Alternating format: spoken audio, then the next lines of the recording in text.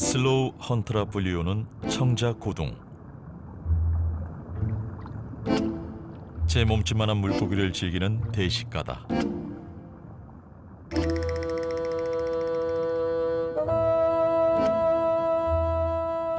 이런 느린 움직임으로 도대체 어떻게 사냥을 할까? 쑥 나와 있는 수간으로 물을 빨아들여 먹이의 냄새를 맡는다.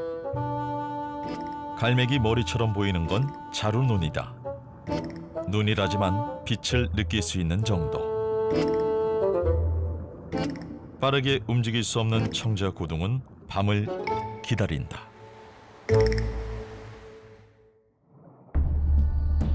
낮과는 또 다른 세계가 펼쳐지는 밤의 바다. 북적이던 물고기들이 눈에 띄지 않는다. 최소한의 생명활동으로 잠과 같은 휴식을 취한다. 밤바다의 움직임은 둔해진다. 지금이다. 사냥감이 스스로 찾아왔다. 청자고둥은 수간을 마치 더듬이처럼 뱀의 혀처럼 내밀어 사냥감의 위치를 파악한다. 그리고 벌어진 입에서 길쭉한 대롱이 나온다. 물고기의 위치를 감지할 수 있는 감각은 오직 냄새뿐이다. 빗맞았다. 그런데 뭐가 나온 걸까?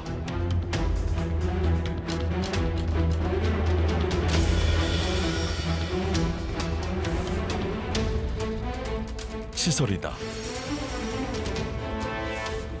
청자고둥에게는 작살 모양의 치설이 있고 몸에는 독을 만드는 방이 있는데 사냥감을 만나면 독을 분비한다. 그리고 작살처럼 변형된 치설을 독과 함께 발사한다.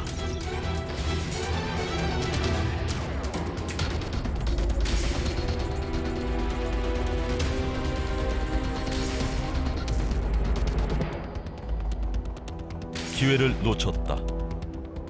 청자고둥의 조주는 눈을 감고 화살을 쏘는 것과 같다.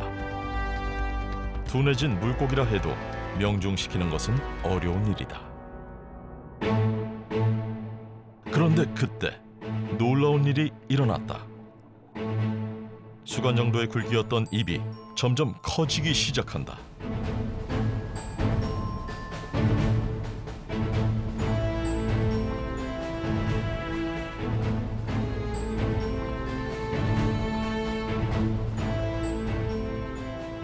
입을 커다란 주머니처럼 벌려 감싸 안는다. 독이 아닌 감싸기로 사냥을 마무리한다. 상관없다. 물고기를 먹을 수 있다는 것. 그것이 살아남는 데에는 중요하니까.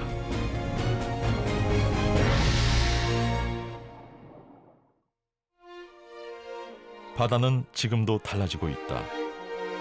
환경은 계속 변하고 새로운 경쟁자가 나타난다. 결승점을 알 수 없는 생존 경쟁. 그 달리기에서 뒤처지지 않으려면 변화된 자연에 적응해야만 한다. 생명의 바다가 만들어내는 자연 선택. 이들은 또 어떤 대가를 치르고 어떤 진화를 이루어낼까?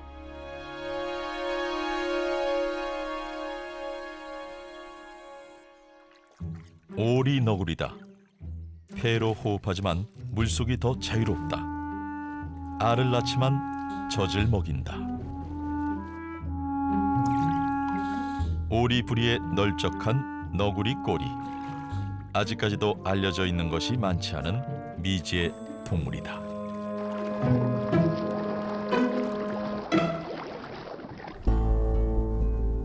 오스트레일리아가 처음부터 고립된 대륙은 아니었다. 4,500만 년 전 남극 대륙에서 분리된 오스트레일리아는 북쪽으로 이동하면서 현재의 위치에 자리를 잡았다. 날씨가 더워지고 건조해지는 극적인 변화, 주변으로 이동이 불가능한 환경. 이때부터 그들만의 고립된 진화의 드라마가 시작됐다.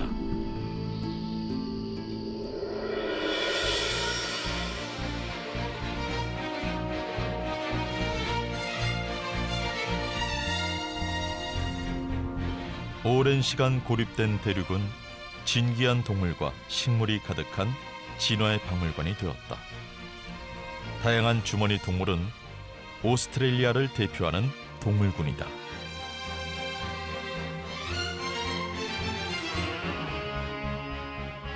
곰처럼 걸어다니지만 겁이 많은 원뱃도, 나무에서 살아가는 코알라도 모두 주머니 동물.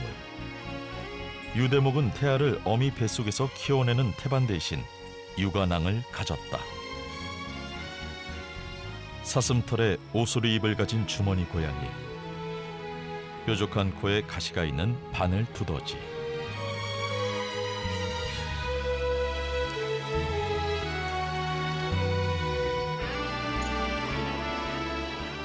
(70만 년) 전 급격한 건조 기후와 빙하기를 겪은 오스트레일리아의 환경에 파충류는 포유류보다 훨씬 더 유연하게 적응했다.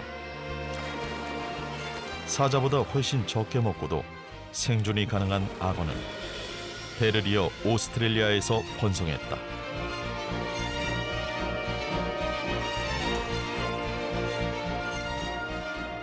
사막 지역이 많은 오스트레일리아에서 파충류의 수는 지금도 꾸준히 증가하고 있다. 척박한 땅에선 사냥도 힘겹다. 한 번에 먹이를 제압하기 위해 오스트레일리아에는 강력한 독을 가진 포식자가 많다. 평평한 대지, 영양분이 부족한 토양, 이 가혹한 환경은 다른 대륙에서는 볼 수 없는 독특한 생태계를 만들어냈다.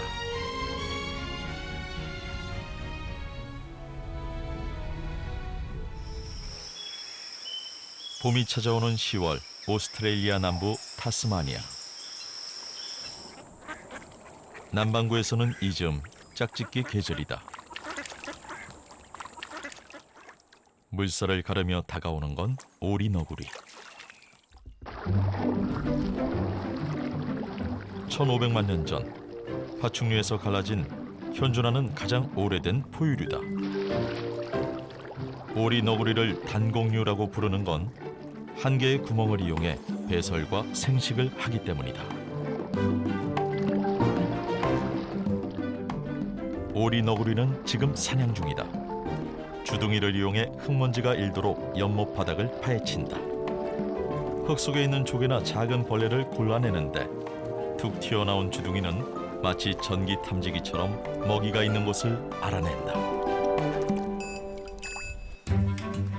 한 입 가득 물었으면 물 위에서 식사를 시작한다. 위가 따로 없고 식도와 장이 바로 연결돼 있어서 꼼꼼히 씹어야 한다. 잠수를 시작할 땐 피부 주름으로 눈과 귀를 덮어 물이 들어가지 않게 하고 콧구멍도 꽉 닫아둔다. 덕분에 꽤 오랫동안 물속을 누비고 다닌다. 오스트레일리아 서부에서는 이제 더 이상 오리너구리를 볼 수 없다. 타스마니아에서도 그 수가 줄고 있다. 깨끗하고 한적한 호수와 연못이 사라지면 오리너구리는 점점 살아남기 어려워질 것이다. 네 발에 물갈퀴를 달고 사막 위를 걸을 순 없을 테니까. 10월의 오리너구리 수컷은 마음이 바쁘다. 짝짓기를 위해 암컷을 찾아야 한다. 평소엔 단독 생활을 하는 오리너구리. 암컷이 풍기는 냄새로 짝짓기철은 시작된다.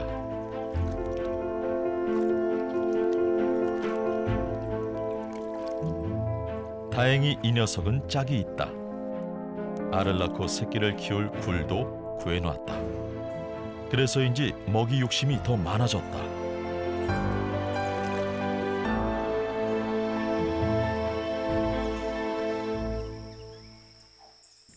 누구일까? 분주한 모습을 보니 암컷의 냄새를 맡고 찾아온 또 다른 수컷이다.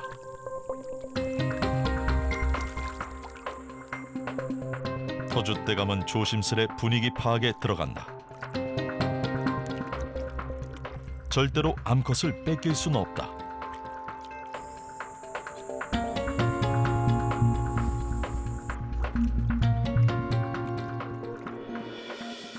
드디어 침입이 시작됐다. 도전자는 암컷을 향해 연못 깊숙이 들어온다.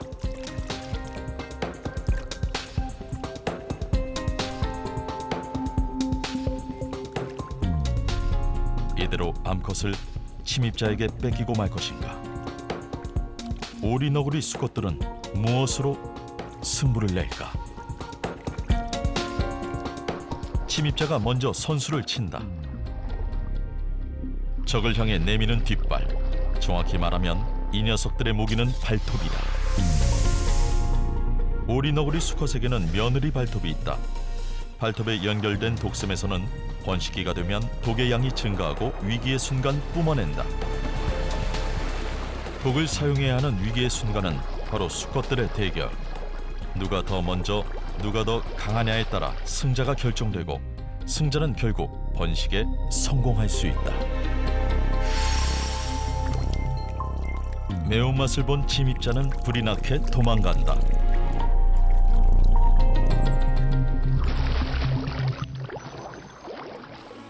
연못에는 다시 평화가 찾아왔다. 오스트레일리아의 10월은 만물이 약동하는 봄. 새로운 생명을 만들어내기 위해 분주한 계절이다. 모든 생물은 자신의 닮은 꼴을 만들어내려 한다. 자신의 DNA를 남길 수 있다면 어떤 선택도 두려워하지 않는다.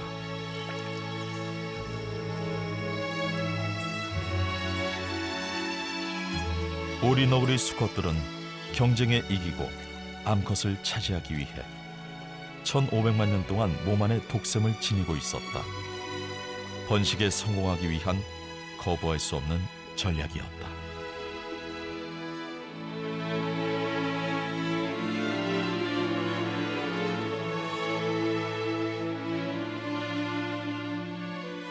진화는 창의력이 풍부하다.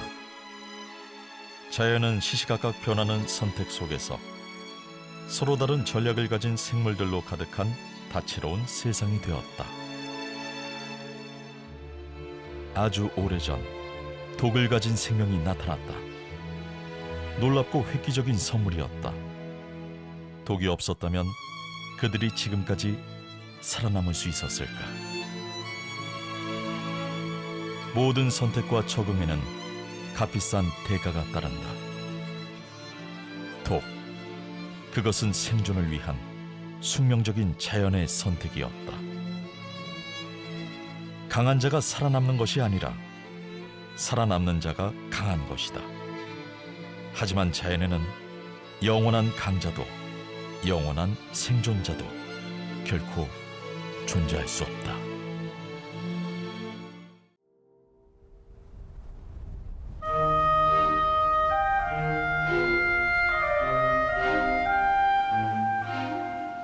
바다에서 시작된 생명체는 아주 단순한 박테리아였다.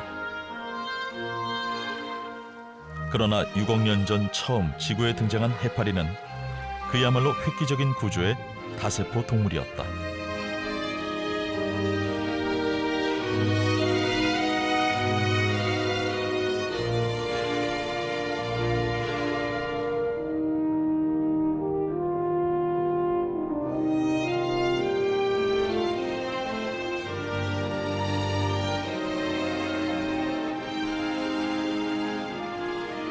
전 세계 200여 종의 해파리 중에서 목표물을 향해 전진할 수 있는 건 상자 해파리 정도다.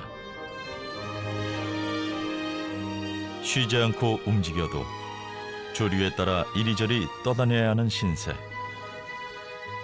변덕스러운 바다. 그 혹독한 환경 속에서 6억 년 전의 모습을 그대로 간직한 채 살아왔다.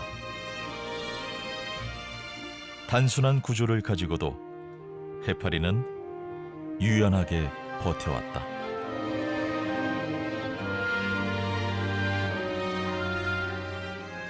해파리와 같은 시기에 등장한 산호, 말미잘과 같은 자포 동물들은 바다 생물의 원조라고 할 수 있다.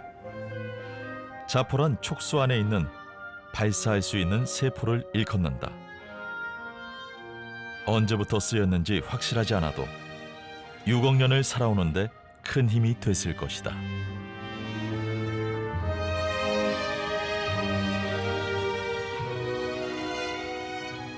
독성 생물이라면 왠지 아무도 접근할 것 같지 않지만 산호 주변은 다양한 생물들로 북적인다. 산호초는 바다동물의 삶의 터전이고 먹이 창고다.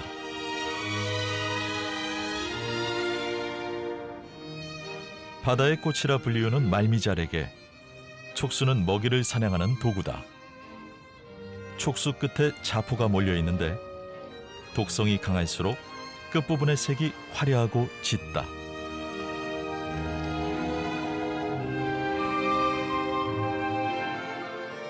화려한 색깔로 눈길을 사로잡는 갯민숭 달팽이. 자포동물에게 고마워해야 할 녀석들이다. 갯민숭 달팽이 중 어떤 녀석은 히드라나 산호를 통째로 먹고 위협을 당하는 순간 먹이의 도구로 공격한다. 껍데기를 만들거나 빠르게 움직이는 대신 독이 선택됐다. 화려한 색깔을 기억하고 절대 다가오지 않길 바라면서. 갓 부분이 네모난 모양을 한 상자 해파리. 해파리 중에서도 복잡한 구조를 가졌다. 밝고 어두운 것을 느낄 수 있고 가끔은 물살을 거슬러 원하는 목표물을 향해 헤엄쳐 가기도 한다. 상자 해파리가 유명해진 건 무엇보다 바로 독 때문이다. 독성이 워낙 강해 바다의 말벌이라고도 불리운다. 상자 해파리는 왜 이렇게 강한 독을 갖게 됐을까? 바로 먹이 때문이다. 물고기다. 아무리 상자 해파리가 추진력이 있어도 물고기를 쫓기엔 턱없이 부족하다. 파도에 밀려 물고기의 닿기를 기다리고 또 기다린다. 드디어 기회가 왔다. 촉수에 닿는 그 순간 타이밍이 관건이다.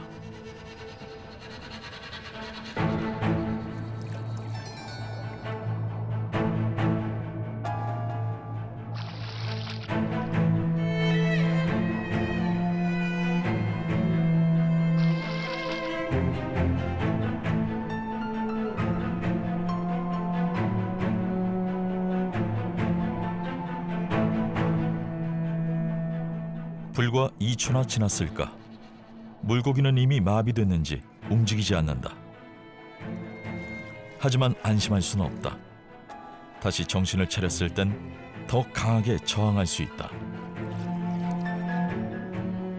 힘이 강하고 빠르고 단단한 물고기는 쉽지 않은 먹이다. 돌발 상황에 당황하지 않으려면 치밀한 준비가 필요하다. 해파리의 촉수에는 캡슐처럼 생긴 자포세포가 있고 그 안에 꼬여있던 가시세포가 세포를 관통하는 순간 독을 흘려보내 퍼지게 만든다. 해파리의 독은 튜브 형태의 가시세포 내부에서 만들어진다. 한번 걸리면 절대 빠져나오지 못한다. 이제 조용해진 물고기를 먹을 차례. 사냥을 위해 늘어뜨렸던 촉수를 천천히 수축시킨다. 촉수를 짧게 만들어 먹이를 입까지 가져간다. 다른 해파리보다 사냥의 기술은 뛰어나지만 먹는 방법은 역시 단순하다. 입으로 먹고 소화가 되면 입으로 뱉는다.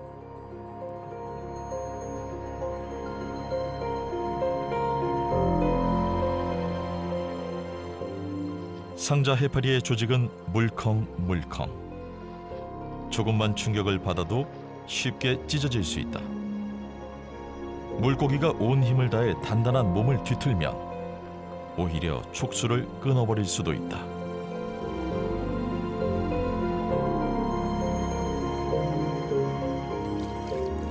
단번에 먹이를 제압할 수 있는 독이 절실한 이유다. 물고기를 사냥하는 상자 해파리의 독은 사람에게도 치명적이다. 물고기와 사람, 진화적으로 보면 상대적으로 꽤 가까운 관계다. 아무리 작은 물고기라도 단단한 등뼈를 가진 우리 인간과 같은 척추 동물이기 때문이다. 상자 해파리의 독은 먹이인 척추 동물에게 효과적으로 작용하도록 진화했다. 따라서 물고기와 진화적으로 가까운 사람에게도 그 독성이 치명적으로 작용하는 것이다. 상자 해파리가 상어보다 더 무시무시하다는 사람들도 있다. 하지만 파도가 치는 대로, 조류가 흐르는 대로 떠다니다가 본능적으로 자포를 쏠 수밖에 없는 상자 해파리에게 죄를 물을 수 있을까?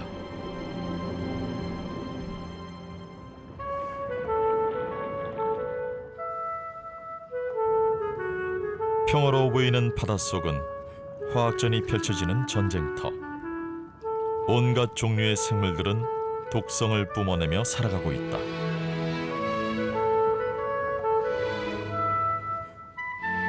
넓고 깊은 바닷속에는 우리가 아는 것보다 모르는 것들이 훨씬 많다. 인류가 살아가는 동안 바다에 사는 생명체를 얼마나 더 알아낼 수 있을까?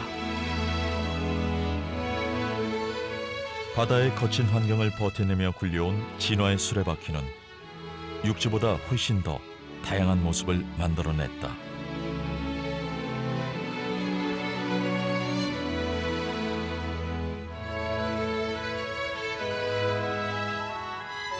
바다에서 시작한 생명은 육지로 진출했다. 육상 생물은 놀라울 정도로 빠르고 다양하게 번성했다. 그런데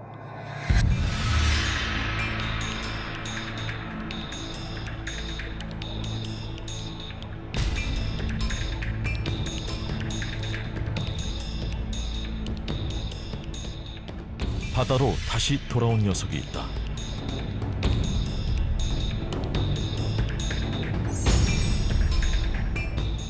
바다뱀이다. 뱀이 바다로 돌아온 건 지금으로부터 1500만 년 전의 일이라고 한다.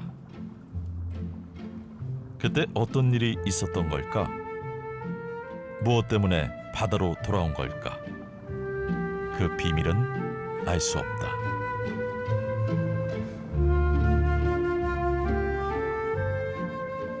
매끄러운 움직임, 바닷속이 자연스럽다.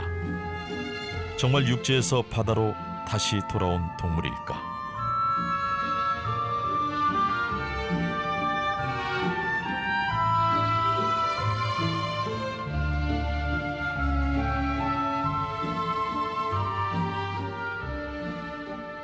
(1500만) 년의 세월 동안 바다뱀은 물속 생활에 적응해왔다. 매끈한 비늘, 물의 저항을 적게 받을 수 있게 땅에 사는 뱀보다 비늘이 매끈하다. 땅 위를 기어가는 듯한 자유로운 움직임, 물속을 헤엄치는 데 편리하도록 몸통 끝에 있는 꼬리는 배의 노처럼 납작하게 변했다. 하지만 아직까지 폐로 호흡해야 하는 바다뱀은 수면 위로 올라가 숨을 쉬어야 한다.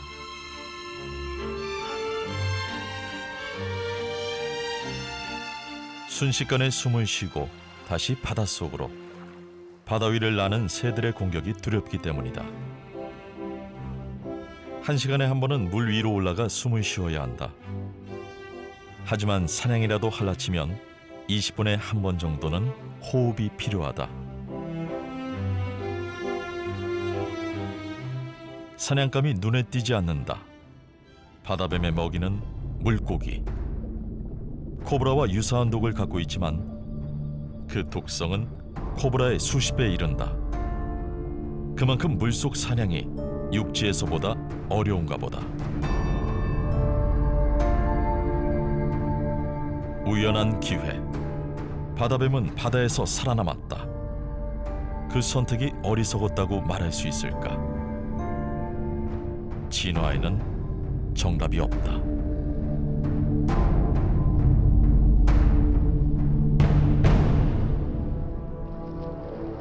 생명의 역사가 시작된 바다는 헤아릴 수 없을 만큼 다양한 형태를 만들었고 경쟁에서 살아남는 전략도 기상천외하다.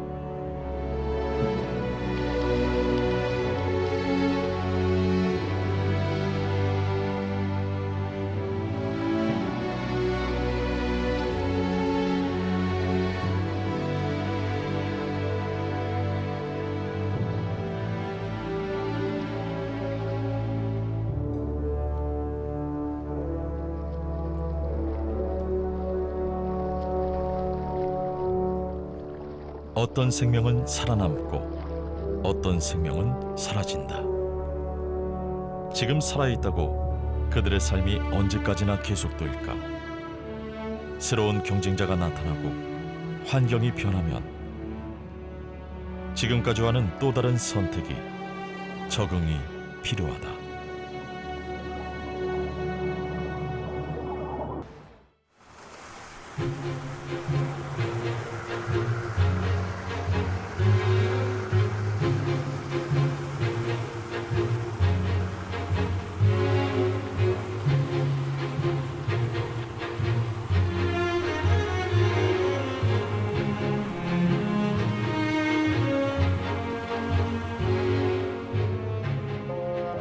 환경에 중대한 변화가 일어나면 생태계는 어김없이 혼란에 빠진다.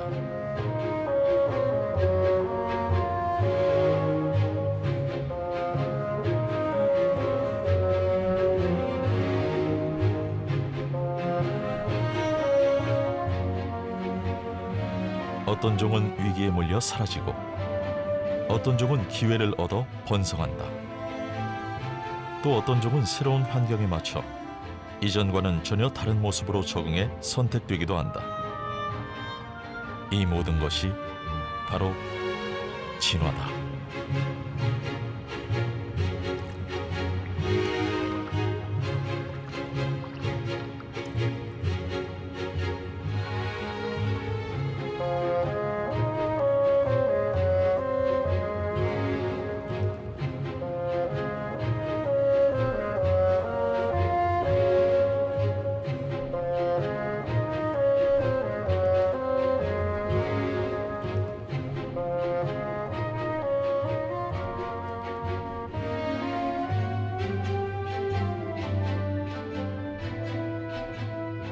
유령처럼 투명한 몸, 포식자의 눈에 쉽게 띄지 않기 위한 재밌는 전략이다.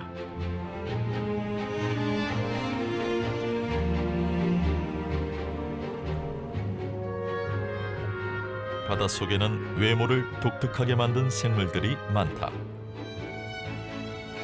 숨을 쉬는 모래는 먹이를 끌어들여 단숨에 공격하려는 위장술이다.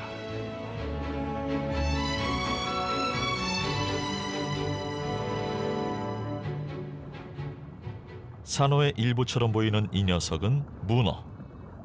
지금은 잠복 중이다. 목표물은 새우.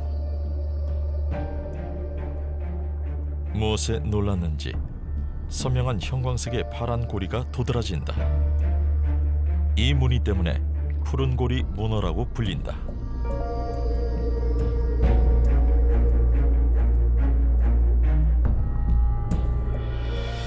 다시 안정을 찾은 문어가 새우를 향해 헤엄쳐 간다. 아리스토텔레스는 문어를 영리한 동물이라고 했다. 먹이 잡는 모습을 보면 그럴듯하다.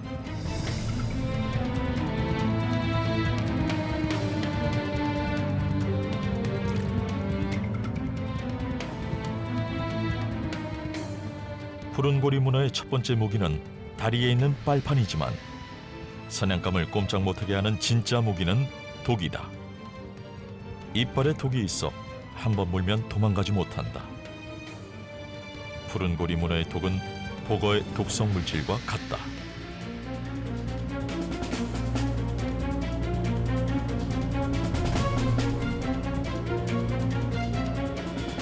다리가 짧다.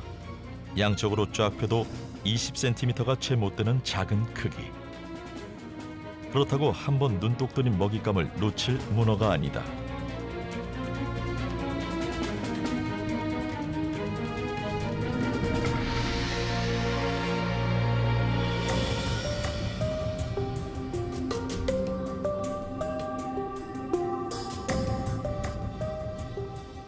새우의 반항이 힘겨웠는지 슬쩍 푸른 고리가 나타나려고 한다.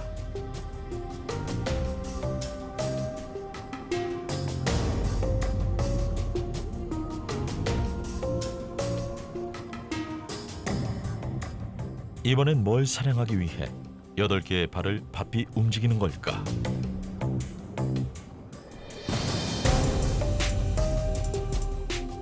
힘센 집게발보다 푸른고리 문어의 이빨이 조금 더 빨랐다. 단단한 게딱지로도 막을 수 없는 튼튼한 이빨로 독을 주입한다.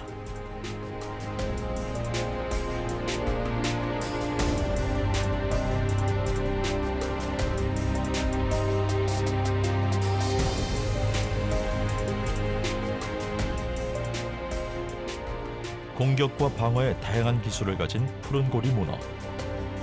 그런데 녀석들의 수가 점점 줄어들고 있다. 놀라운 무기를 가졌음에도 바닷속의 생활은 위협받고 있다.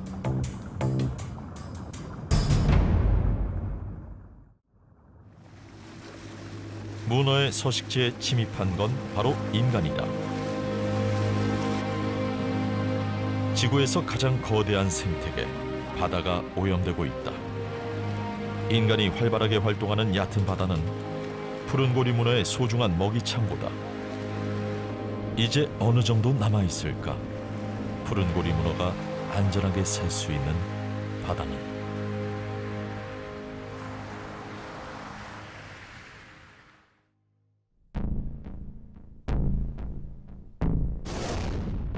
인도네시아 남부 코모도 섬, 제왕의 땅이다.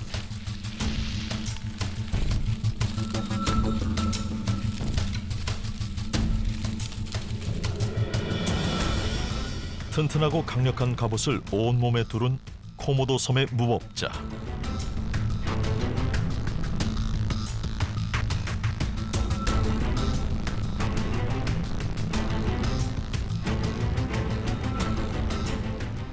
저보다 더 큰 동물도 한 방에 제압할 수 있는 궁극의 사냥꾼.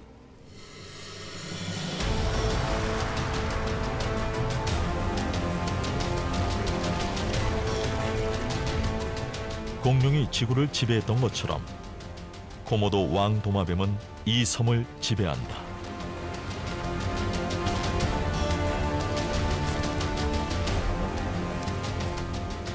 길이 3m, 몸무게 150kg. 코모도 왕 도마뱀은 범접할 수 없는 최강의 포식자였다.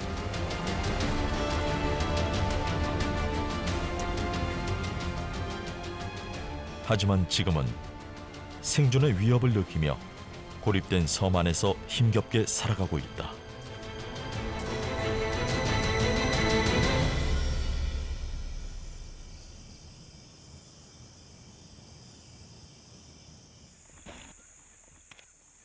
먹이를 보자마자 달려온다.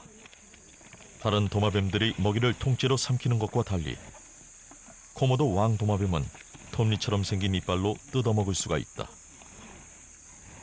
한 달에 한 번만 먹고도 살 수 있지만 제 몸무게의 반 이상을 먹어야 성이 차는 대식가다.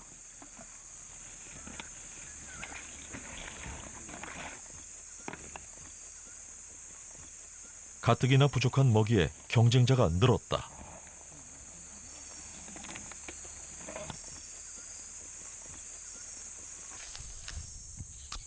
좀처럼 결판이 나지 않는다. 지루한 대결이 계속 이어진다. 그렇다고 서로 공격을 하거나 먹이를 들고 주랭랑을 치지 않는다. 이미 보호구역에서의 배식에 익숙해진 모양이다. 과거 야생에서의 코모도 왕 도마뱀은 무리를 짓지 않고 홀로 살면서 자신만의 왕국을 거느린 절대적인 지배자였다.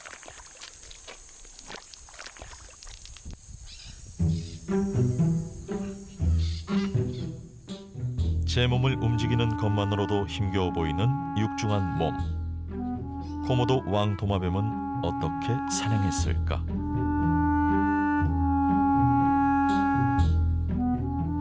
(4km) 밖의 사냥감도 느낄 수 있을 정도로 후각이 뛰어나다. 끝이 두 갈래로 갈라진 긴 혀를 이용해 냄새를 맡으면서 사냥감을 추적한다.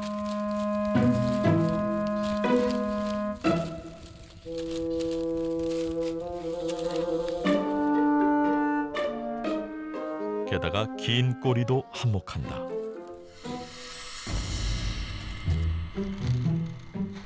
멧돼지도 쓰러뜨릴 만큼 강력하다.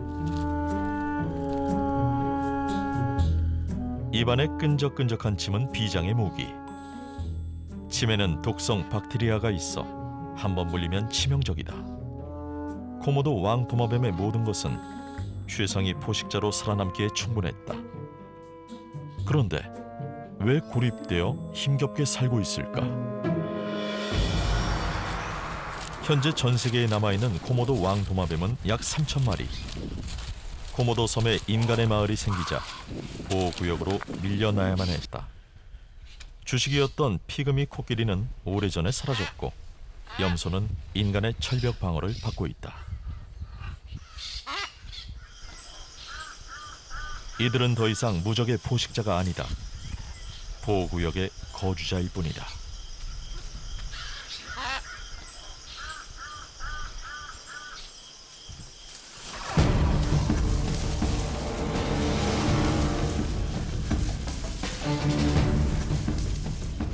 코모도 왕도마뱀이 필사적으로 되는 때가 있다.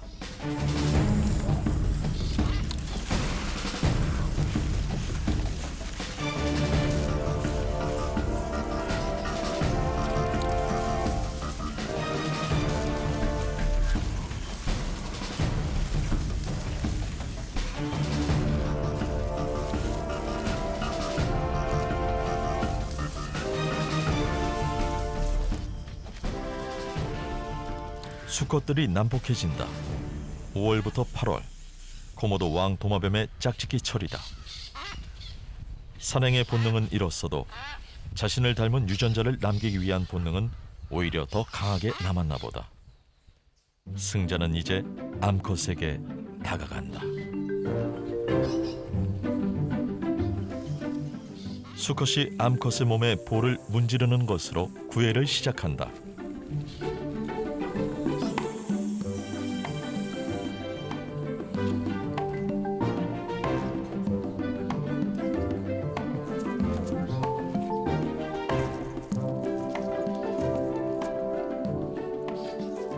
배고픔보다 더 강렬한 번식의 욕구. 덕분에 코모도 왕도마뱀은 이 지구에서 몇 대를 더 살아갈 수 있을 것이다. 암컷은 20개 남짓의 알을 낳는다. 알이 부화하는 데 걸리는 시간은 7, 8개월. 새끼가 나오는 3월쯤이면 코모도 섬엔 곤충이 많아진다.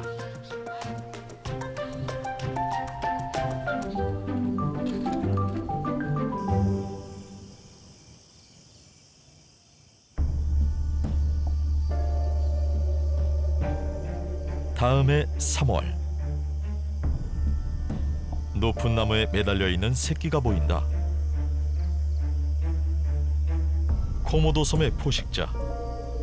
하지만 태어난 지 얼마 되지 않는 이때엔 오히려 먹잇감이 된다.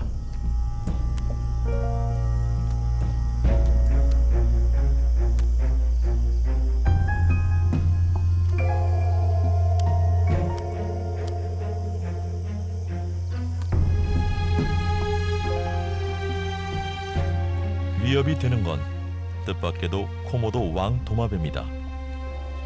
경쟁자를 제거하려는 육식동물의 습성인지 무엇이든 먹고 보는 사냥꾼의 본능인지는 알 수 없지만 새끼는 동족을 피해야 살아남을 수 있는 서글픈 운명을 안고 태어났다.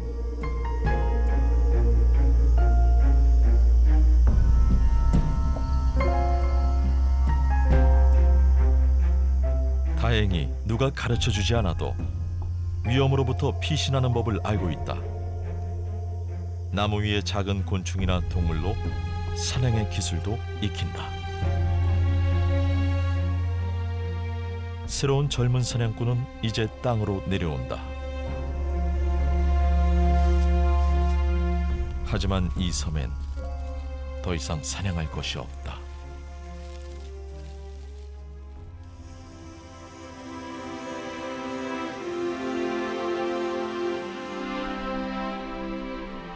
날카로운 발톱, 강력한 꼬리, 치명적인 독을 가졌지만 무적의 사냥꾼은 이제 지나간 과거의 이야기일 뿐이다. 인간과 동물의 서식지 경쟁은 지금도 계속되고 있다.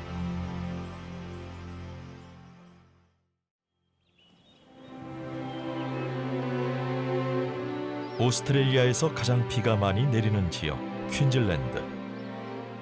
열대우림에서 초원지대, 아름다운 해변까지 다양한 자연 환경과 풍요로운 생태계를 유지하고 있다. 그 수많은 종 가운데에는 인간도 포함되어 있다.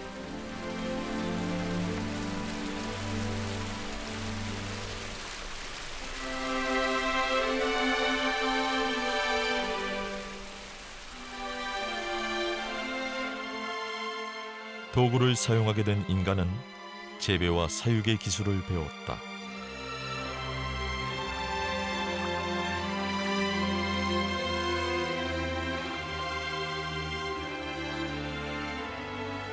먹기 위한 농사가 아닌 돈을 벌기 위한 농사. 산업화된 농업은 자연 생태계를 위협하기도 한다.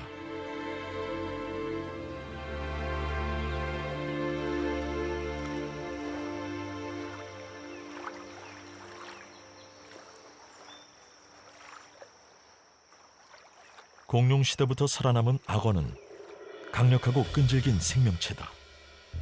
고립된 오스트레일리아 대륙에서 최상위 포식자 자리를 차지했다.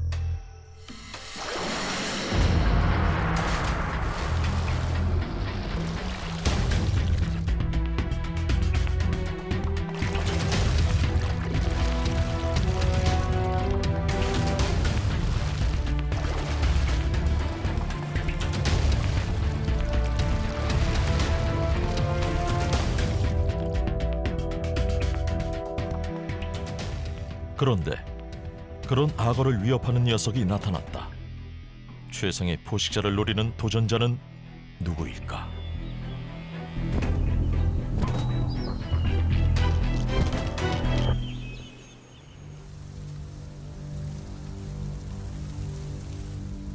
도전자는 해가 저물기를 기다린다.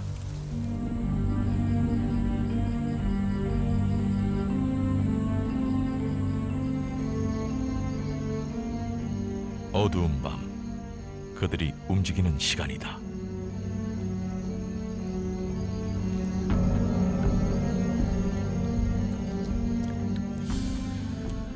바로 사탕수수 두꺼비다. 두꺼비가 어떻게 악어를 위협할 수 있을까? 그보다 왜 이렇게 두꺼비가 많은 걸까?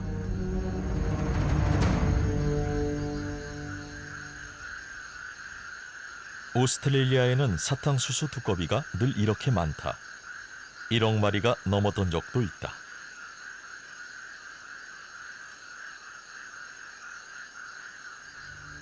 원인은 천적이 없기 때문이다.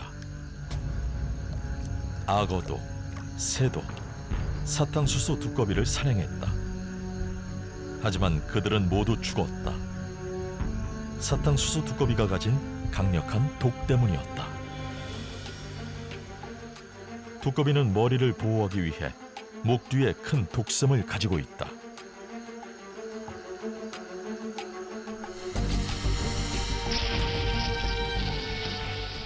몸 안에 독을 발사하는 장치를 갖고 있는 셈이다.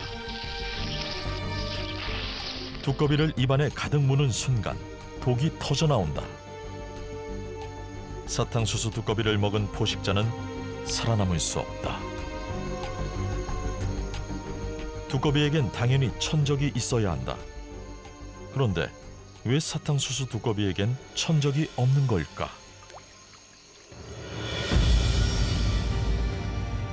1년 내내 온화한 기후가 계속되는 퀸즐랜드에서는 사탕수수를 많이 재배한다. 오스트레일리아 생산량의 70%를 차지하는 인간의 소중한 재산이다.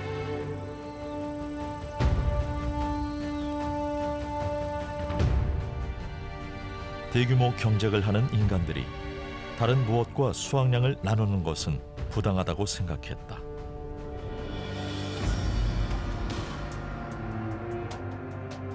사탕수수 딱정벌레는 농사를 망치는 원흉이었다.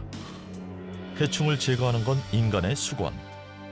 살충제가 개발되기 전 인간은 딱정벌레의 천적을 이용하기로 했다.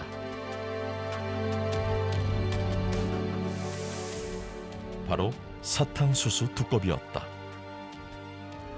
1935년 8월 18일 사탕수수 두꺼비 102마리가 오스트레일리아 대륙에 상륙했다. 그들의 활약은 상상 이상이었다.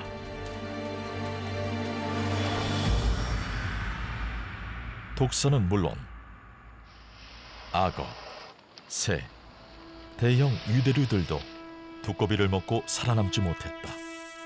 죽음의 먹잇감이었다. 호주 북부에서 쉽게 볼 수 있었던 레이스 왕도마뱀은 개체수가 눈에 띄게 줄었다. 수억 년의 세월 동안 오스트레일리아의 자연환경에 적응해온 토착종들은 인간들이 도입한 외래종의 독성에 면역력이 없었다. 레이스 왕도마뱀과 같은 토착종의 피해는 점점 더 커졌다. 혼란은 지금도 진행 중이다.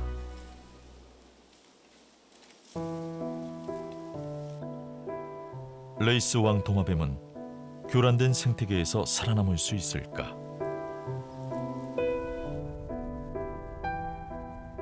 사탕수수에만 욕심을 냈던 인간들은 이제야 사태의 심각성을 깨닫고 대대적인 사탕수수 두꺼비 소탕 작전을 펼쳤다. 그러나 여전히 사탕수수 농장에는 사탕수수 두꺼비가 살고 있다.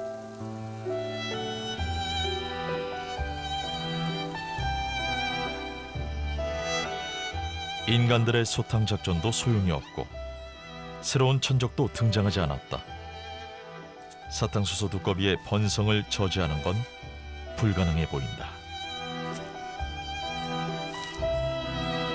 생태계의 교란은 너무나 강한 독 때문이었을까?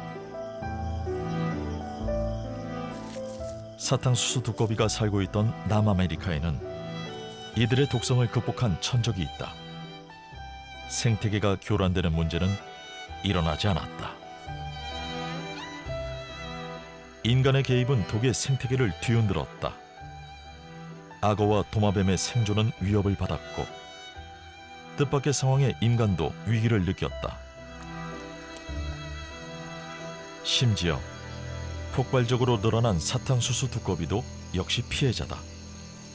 생태계를 마음대로 조정하려던 인간은 이 혼란을 바로잡을 수 있을까?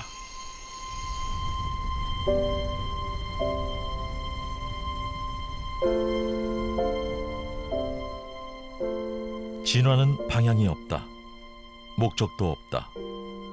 어디로 향할지, 어떤 모습으로 변할지 아무도 알지 못한다.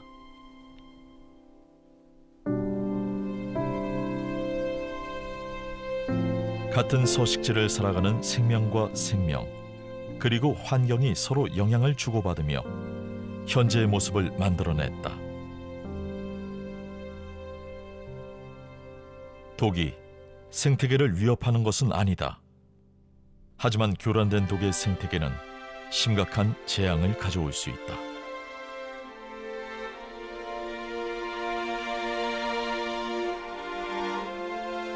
생태계에 보이지 않는 손은 균형과 안정을 되찾을 수 있을까? 인내심 없는 인간이 그 시간을 기다릴 수 있을까?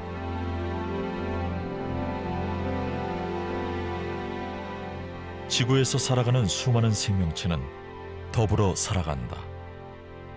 인간도 역시 그중 하나다.